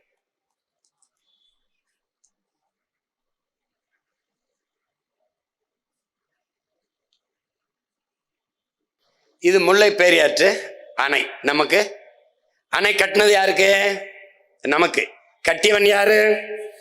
நம்முடைய பாட்டனார் சேதுபதி மன்னனுடைய அமைச்சராக இருந்த முத்து இருளப்ப பிள்ளை அவர் குதிரையில போயிட்டு இருக்கும்போது பார்க்குறாரு, இங்கே நீர் அதிகமாக போகுது, இந்த நீரை தடுத்து இது பண்ணால் பாசனத்துக்கு பயன்படுத்திட முடியும்னு பார்க்குறாப்புல. ஆனால் அதை அணை கட்டுறதுக்கு முன்னாடி நம்முடைய ஆட்சி முறிது வெள்ளைக்காரன் வந்துடுறான்.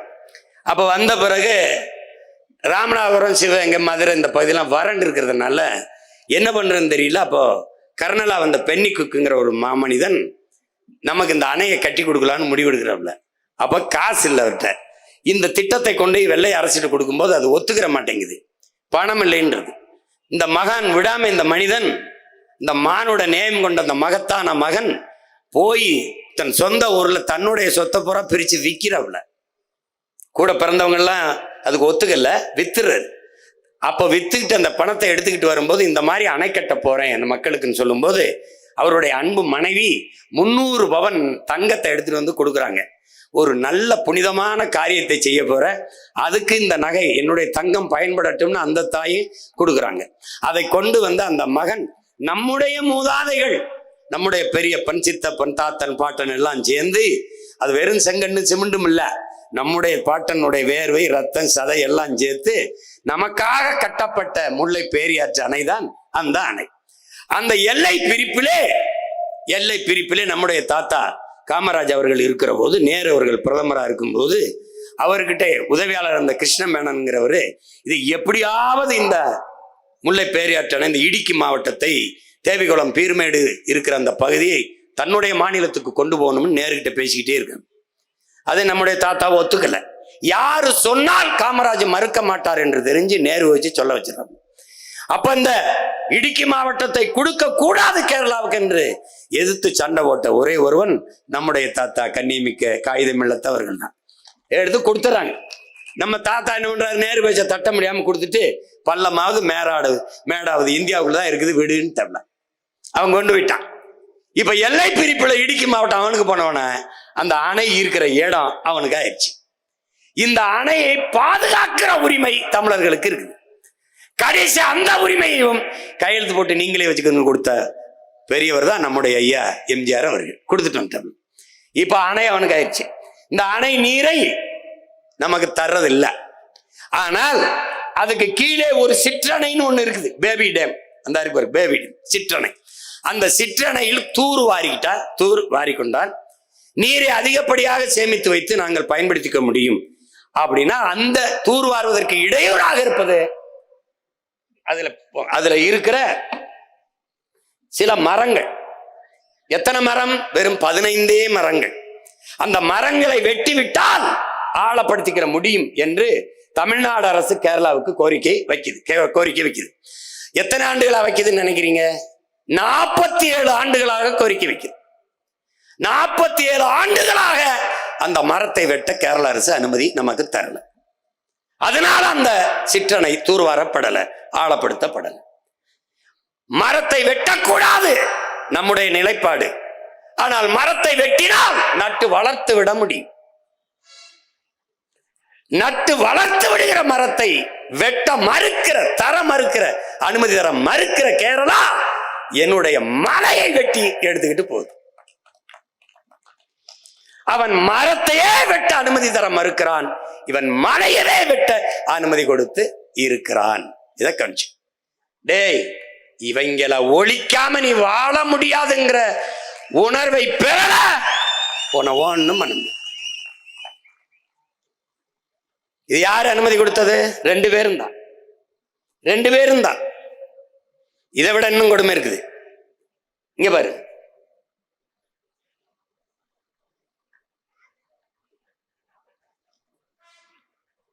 இதான் இப்ப இதுல என்ன வருதுன்னா, இங்க பாரு கொஞ்சம், இதுல என்ன வருதுன்னா, இந்த நம்ம போராடின பிறகு அங்க இருக்கிற மாவட்ட ஆட்சியர் இந்த வளங்களை கனிம வளத்தை கொண்டு போறதுக்கு தடை விதிச்சிடறாப்புல. அப்ப என்ன பண்றான், பினோயின்னு ஒருத்தன் அங்க இருக்கிற அந்த ஒரு கன்னியாகுமரியில் ஒருத்தன் வந்து மதுரை உயர் நீதிமன்றத்துல வந்து வழக்கு போட்டுறான். அந்த வழக்கு என்ன சொல்லுது பாரு, எப்படி போடுறான்னா, ஏற்கனவே விளிங்கத்துக்கு 80 லட்சம் டன், 80 லட்சம்ங்கிறது சொல்றதானே, அது எத்தனை லட்சம் டன் போச்சுன்னா யாருக்கு தெரியும். இதுல கேரளாவில் மலையை வெட்ட அந்த கனிம வளத்தை எடுக்க தடை இருப்பதால், இதான் ரொம்ப முக்கியமான கவனிக்கப்பட வேண்டிய செய்தி. கேரளாவில் மலைகளை வெட்ட தடை இருப்பதால் அரசின் கட்டுமானம் மற்றும் தனியார் கட்டுமானம், சாலை ஓடுதல், இந்த மாதிரியான பணிகளுக்கு கற்களும் மணலும் தேவைப்படுவதால் தமிழ்நாட்டில் இருந்து மலையை வெட்டி எடுத்துட்டு போக எங்களுக்கு அனுமதி தர வேண்டும் என்று நீதிமன்றத்தில் ஒருத்தன் வழக்கு போடுறான். அப்போ அரசு தரப்புல ஒரு வழக்கறிஞர் இருந்திருப்பார்ல, அவர் கேரளாவில் மலையை வெட்ட ஏன் தடை என்று கேட்டிருக்கணுமா இல்லையா? கேட்கல. ஏன் வெட்ட தடை? அங்க நல்ல ஆத்தாளுக்கு அப்பனுக்கும் பிறந்தவன், சோற்றிலை உப்பு போட்டு சாப்பிட்டு சூடு சொரணையோடு வாழ்பவன், மானம் ரோசம் தன்மானம் எல்லாம் கொண்ட மலையாளி ஆள்வதால் பெத்தவனே அவனுக்கு அப்பனாக இருப்பதால் வெட்டாதரா மலையன்ட்டான். இங்கே மத்தவனே நமக்கு ரொம்ப நாளா அப்பனா இருப்பதால் வேட்டிக்கிட்டான். ஏன்னா அறுக்கிறது அவங்க ஆத்தா மாறு இல்ல, எங்க ஆத்தா மாறுனால வெட்டிட்டான். இப்ப பாரு, அந்த நீதிபதி அவர் என்ன கேட்கிறாங்கன்னா, இந்த ஒரு அள்ளி எடுத்துட்டு போன 750 10 சக்கரம் கொண்ட பாரவுந்துல 750 வண்டியில ஒரு லாரியில பாரவுந்துல ஒரு நாளைக்கு நீங்க எடுத்துட்டு போகலாம்ங்கிற அனுமதியை கொடுத்துறாங்க. கற்களை நீங்க எடுத்துட்டு போகலாம் கேரளாவுக்கு. பாத்துக்க, இதெல்லாம் நீ தெரிஞ்சுக்கணும்ல.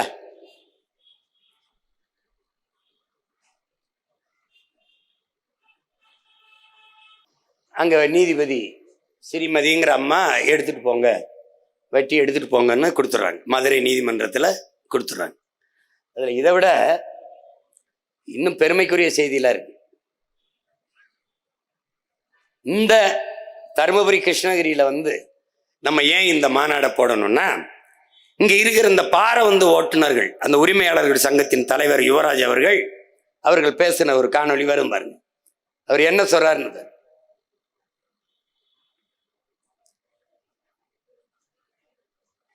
அவர் என்ன சொல்றாருன்னா, ஒரு நாளைக்கு டெய்லி 4000 லாரி கனிமங்கள் போகுது. அதாவது 1 லட்சம் டன்னு கர்நாடகா போகுது. எப்படியே ஒரு நாளைக்கு கர்நாடகால மலை இருக்கா? இருக்கு. அவையா வெட்டல? அதே கதை தான். நல்ல தாய் தகப்பன் அந்த கதை தான். பாரு, 1 லட்சம் டன் ஒரு நாளைக்கு. அப்ப மாசத்துக்கு எவ்வளவுன்னு பாத்துக்க.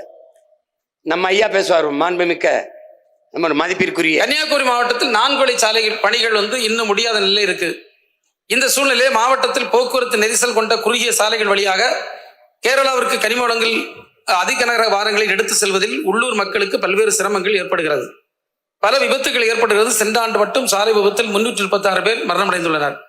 இதுபோன்ற சவால்களை கட்டுப்படுத்த கனிமவள உற்பத்தி, போக்குவரத்து போன்றவற்றை கணினிமயமாக்கி இ-பாஸ் முறையை நடைமுறைப்படுத்தவும். என்ன சொல்றாப்புல, எடுத்துட்டு போக முடியல, அதனால விபத்து அதிகமா இருந்தது, சாலையை பெருசா போட்டு கொடுங்கன்றப்ப. நீ எப்படிப்பட்ட ஆளுகள்கிட்ட நாட்டை கொடுத்துருக்கேன்னு நீ தான் யோசிச்சுக்கணும் சாமி. நீதான் எப்படி திறவு பாருங்க எங்க. அதனால விபத்தாயிருது. விபத்தாகிறது அவருக்கு பிரச்சனை இல்லை, தன் மலையை வெட்டி எடுத்துட்டு போறது அவருக்கு பிரச்சனை இல்லை. விபத்தாகுது, அதனால கொஞ்சம் சீக்கிரம் அந்த பெருசு பண்ணி அதை கொண்டு போறதுக்கு வழிவகை பண்ணுங்கன்ற.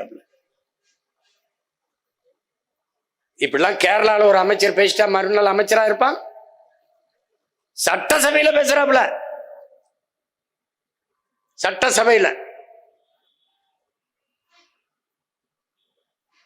இதே சட்டசபைக்குள்ள போய் நாம என்ன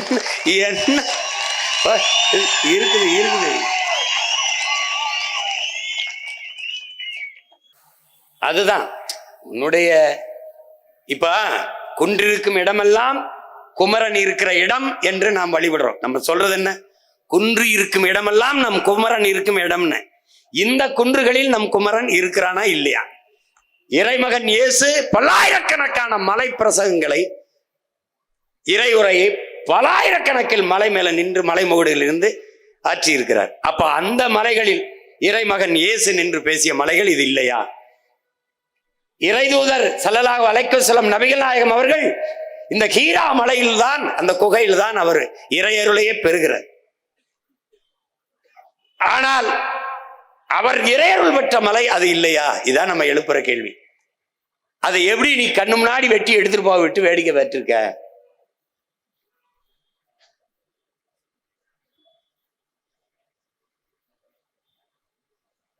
இது என்னன்னா, இது எந்த மாதிரி செயலா இருக்குன்னா, நம்முடைய தலைநகர் சென்னையில அது ஆதி குடிகளின் நிலம்தான். அது பரச்சேரி தான் அதுக்கு பேரே. அதே மதராசப்பட்டினம், அந்த நிலத்தை கொடுத்தவனே நம்ம பாட்டை ஆதி தமிழன் தான். அவன் பேர்ல தான் அந்த நகரமே இருக்கு. அந்த இடத்துல இந்த ஆதி குடிகள் நதி ஓடுது வர, அந்த நதி கரைன்னு இருமரங்கு வாழ்ந்தான். இன்னைக்கு அது நாத்தம் அடித்து சாக்கடை கழிவு நீர் கலந்து ஓடுற கூவம் ஆறு.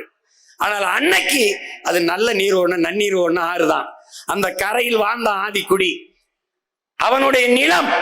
ஆனால் வந்து வந்து குடியேறிய இவர்கள் ஆதி குடிகள் நம்மவர்களை ஆக்கிரமிப்பாளர்கள் என்று அடித்து வீட்டை இடித்து வெளியேற்றினான். தலைநகர், தமிழ்நாட்டின் தலைநகரே ஆதி தமிழர்கள் இல்லை.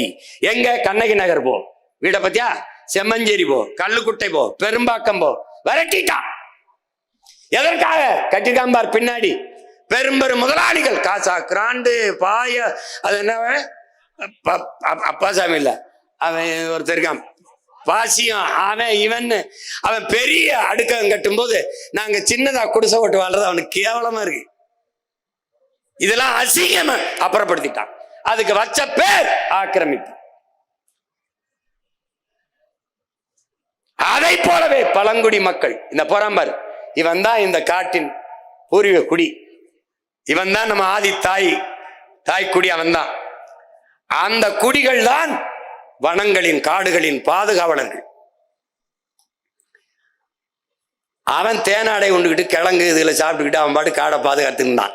உனக்கு இங்கிருந்து பார்க்கும்போது அது காடு, அவனுக்கு அது வீடு. அவனை வெளியேற்றினால்தான் அந்த வளங்களை வேட்டையாட முடியும் என்பதாலேயே பழங்குடி மக்கள் எவன் அந்த வனத்தை பாதுகாத்து இருக்கிறானோ அவனை வெளியேற்றினான். 30 ஆண்டுகளுக்கு மேலாக எவன் ஒருவன் வனத்தையும் மலையும் பாதுகாத்து நின்றானோ நம்மவன் வீரனுக்கு அப்பன் வீரப்பன் அவனை மரங்களை வெட்டி விற்கிறான் என்று, திருடன் என்று பழி சுமத்தி அளித்தான். அதை போல பழங்குடி மக்களை வெளியேற்றான். வள வேட்டைக்கு இடையூறார்கள். உனக்கு தெரியும் பச்சை வேட்டைன்னு கிரீன் கண்டன், உனக்கு தெரியும் தண்டகாரண்யம் நீ படிச்சிருப்ப. தண்டகாரண்யம் இன்னைக்கு அந்த இடத்துல 200 லட்சம் கோடிக்கு கனிம வளங்கள் அந்த மலைகள்ல இருக்குன்ட்டு அந்த காடுகளை வெட்டி அழித்தால்தான் அந்த மலைகள் இருக்கிற வளங்களை எடுக்க முடியும். அந்நிய முதலாளிகளுக்கு ஒப்பந்தம் போட்டு கொடுத்துட்டான். இப்ப அந்த காடுகளை அழிக்க போகிற போது அங்க வாழ்ந்த புறகுடி மக்கள், பழங்குடிகள், இது என்னுடைய வீடு, தொடக்கூடாது என்று போராட ஆரம்பிச்சான். அவன் தான் இன்னைக்கு மாவோயிஸ்ட் என்று பழிய சுமந்து நிற்கிறான். அதுபோலதான் இந்த ஆதி குடிகள் காடுகளிலிருந்து அப்புறப்படுத்தப்படுவது. அந்த பழங்குடி மக்களுக்கு இன்னும் குடி சான்றிதழ் இல்லை, சாதி சான்றிதழ் இல்லை. திருவண்ணாமலையில் வாழ்ந்த 3000க்கும் மேற்பட்ட நம் ஆதிக்குடிகள் குறவர் குடிகளுக்கு உங்கள் உடன் பிறந்தவன் உங்கள் மகன் வந்து நின்று போராடி, இந்த எங்க அண்ணன் கேப்டன் துறை இருக்காரு, நாங்க நின்று போராடி 3000 பேருக்கு குடி சான்றிதழ் வாங்கி கொடுத்தோம். எஸ்சி எஸ்டிங்கிறான். எஸ்டிக்கு இருக்கிற அந்த இடப்பகிர்வை அவன் பெற முடியாது. குடும்ப அட்டைக்கு 5 கிலோ அரிசி, ஆனால் குடும்ப அட்டை இருந்தால் தான் வாங்க முடியும். அவனுக்கு குடி சான்றிதழே இல்லாத போது எப்படி போய் அவன் அந்த உரிமையை பெற முடியும்? அப்ப எவ்வளவு தூரம் நம்மளை நசுக்கி ஒடுக்கிய அடக்கி வச்சிருக்கான்னு பாத்துக்க.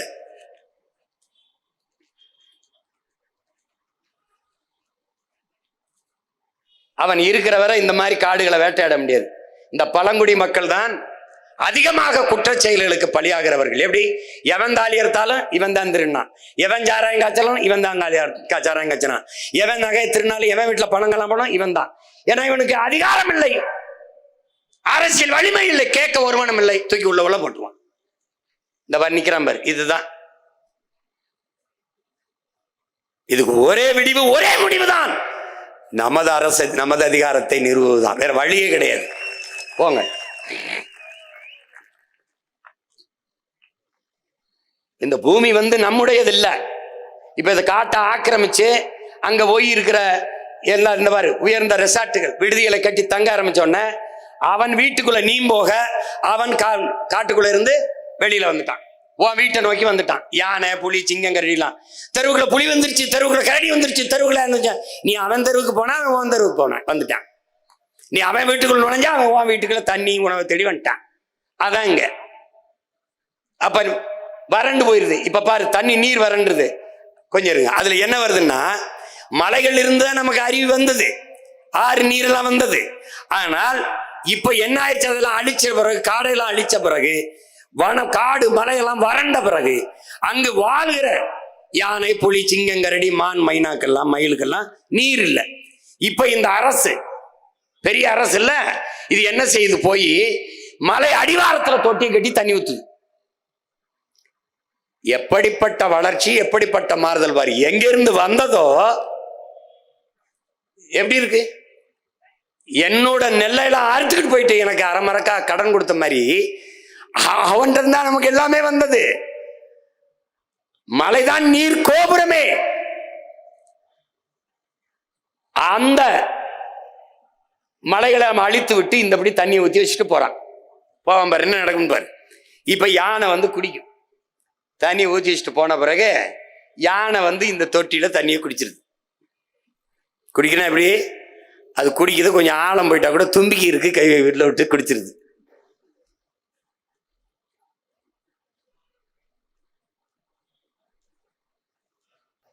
இப்ப யானை குடிக்கிறத நீ பாக்குற, ஏன்னா அதுக்கு தண்ணி துதிக்க இருக்கு, நீளமா இருக்கு. தண்ணி உள்ள தொட்டிக்குள்ள போன பிறகு இந்த பரிதாபத்தை ஒரு தடவை நீ பாரு. இப்ப தண்ணி உள்ள போயிருச்சா, இப்ப இவர் குடிச்சிட்டு போயிடுவாரு. இவங்கெல்லாம் என்ன பண்ணுவாங்கன்னு ஒரு தடவை பாரு. இவர் அப்படியே அந்த தண்ணியை சுத்தி சுத்தி வருவாப்ல. எவ்வளவு வழியை தருது பாரு. இவர் யானை செத்துட்டாரு, அவரால் வாழ முடியல. காட்டுக்குள்ள யானை செத்துட்டாரு, கடலுக்குள்ள இவர் தான் பெரிய ஆளு, திமிங்கலம் இவரு பெரிய சண்டீர் இவர் தான், இவரால வாழ முடியல, இவரும் செத்துட்டாப்ல. இப்ப கடல்ல பெரிய ஆளு திமிங்கலம் வாழ முடியல, காட்டுக்குள்ள பெரிய ஆளு யானை அவர் வாழ முடியல. காட்டுக்குள் யானையும் கடலுக்குள் திமிங்கலமும் வாழ முடியாத போது நாட்டுக்குள் மட்டும் மானுடா நீ எப்படி வாழ்வாய் என்ற கேள்வியை நீ எழுப்பாகணும்.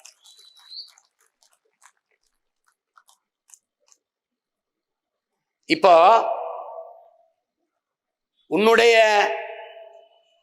உன் இனத்தின் தொன்மத்தை நீ அறியணும்னா, நம்ம முன்னோர்கள் சொல்லிக்காம பாரு, இவன் பூரா மருத்துவன்.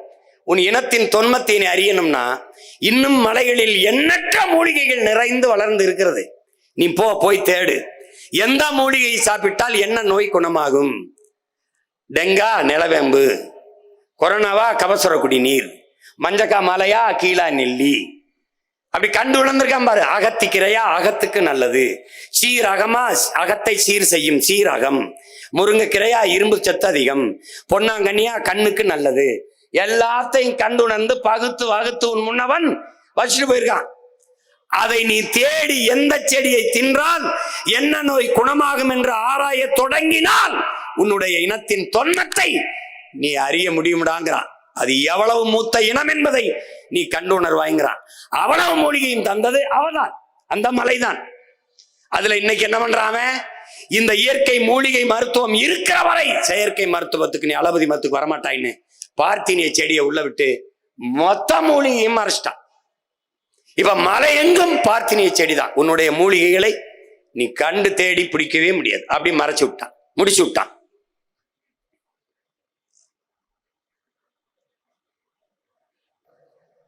என்ன சொல்ல வருது? இந்த பூமி ஒண்ணுது இல்ல, உனக்கானதுல உனக்கு மட்டுமானது இல்ல. இது பல கோடிக்கணக்கான உயிர்களின் உடைமை, பல கோடிக்கணக்கான உயிர்களின் உடைமை இந்த பூமி.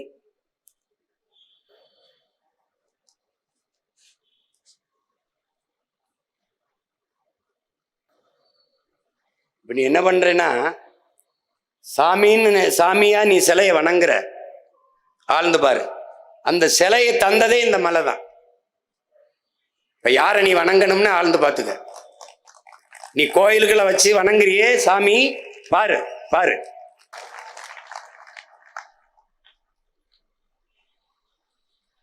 அந்த சாமி சிலையை தந்தது அந்த மலைதான். கோயில் நீ கோட்டை கட்டி ஆண்டவன்னு நினைக்கிற, கோட்டையே அவதான், கோட்டையே அவளாலதான், கோட்டையே அவதான். நீ கோயில் நீ வழிபடுகிற, இந்த கோயிலுக்கு காணிக்கை செலுத்தின கொடையை கொடுத்தங்கிற, கோயிலே அவ கொடுத்த கொடைதான் என்பதை நீ மறந்துடக்கூடாது. அப்படின்னா நீ யாரை வணங்கணும்னு பாத்துக்க.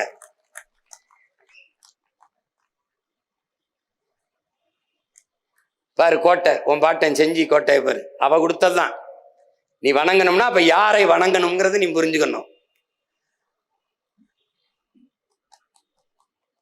இந்த பூமி நமக்கானது மட்டுமல்ல, மானுடனுக்கான மட்டுமல்ல, பல கோடிக்கணக்கான உயிர்களின் உடைமை. இந்த எந்த உயிரினத்தாலும் இந்த பூமிக்கு அழிவில்லை. இந்த மலைக்கோ காடுகளுக்கோ நீருக்கோ அழிவில்லை. ஆனால் கடைசியாக பரிணாமத்தில் வந்த மனித சமூக விலங்கான இந்த மானுட பதர்களால தான் இந்த இயற்கைக்கு பேரழிவு வருகிறது, பேரழிவு வருகிறது.